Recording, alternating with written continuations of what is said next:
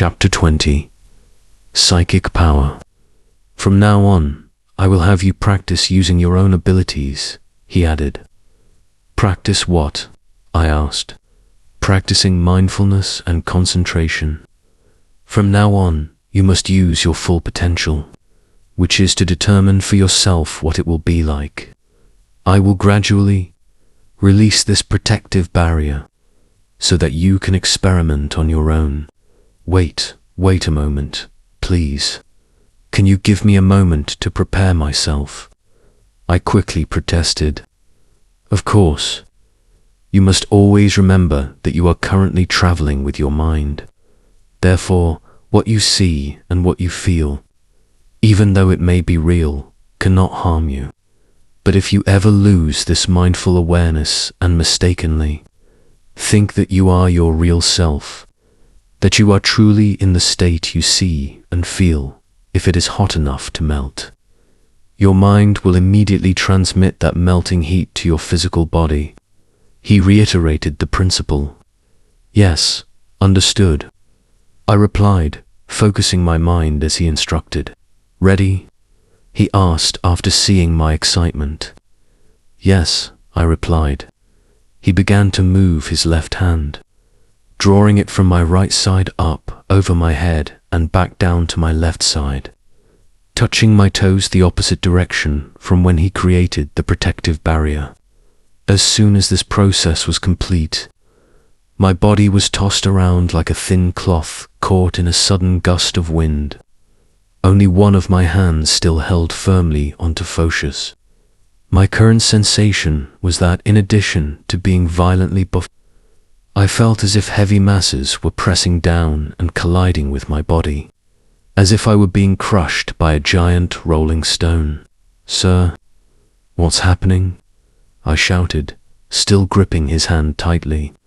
You must focus your mind or imagine that your body will not fall into any particular state whatsoever, not just concerning the heat that could melt you, he advised. I then tried to do as Foch instructed.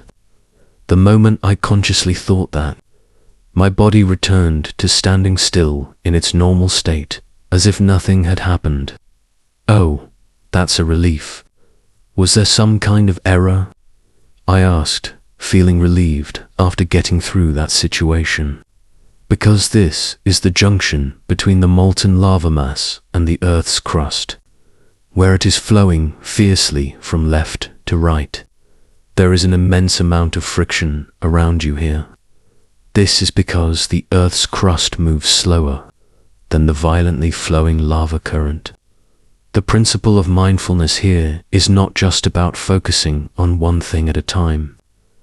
If you only focus on the absence of heat, but at the same time you are facing the force, an impact of the massive weight of magma, focusing on one thing at a time becomes difficult. The correct way is to consciously know that you, yourself, are completely free from any state or condition that is occurring, because you are only a mind. I understand, I said. This principle is about truly freeing the mind.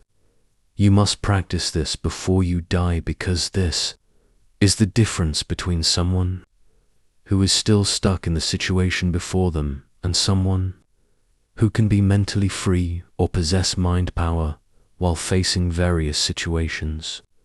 If they have no power or no awareness of their current state, how much freedom they have, how much power they have, they will always be under the influence of their environment, or trapped in the memories they have created.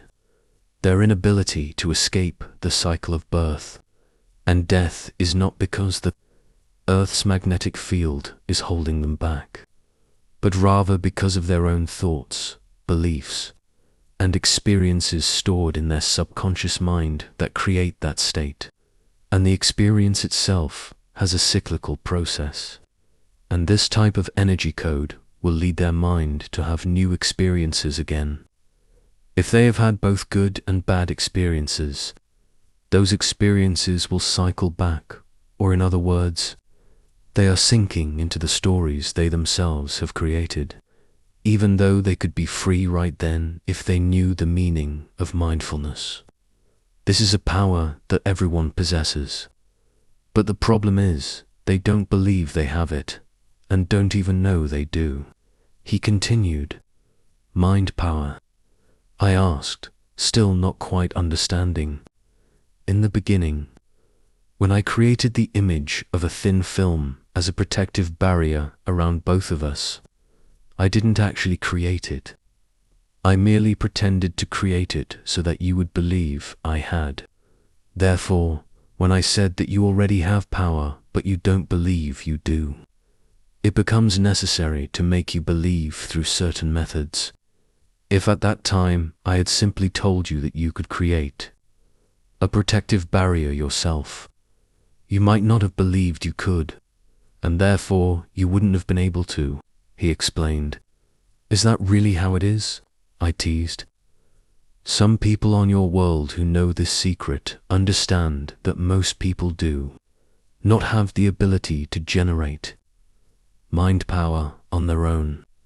So they create organizations or various methods to make you believe.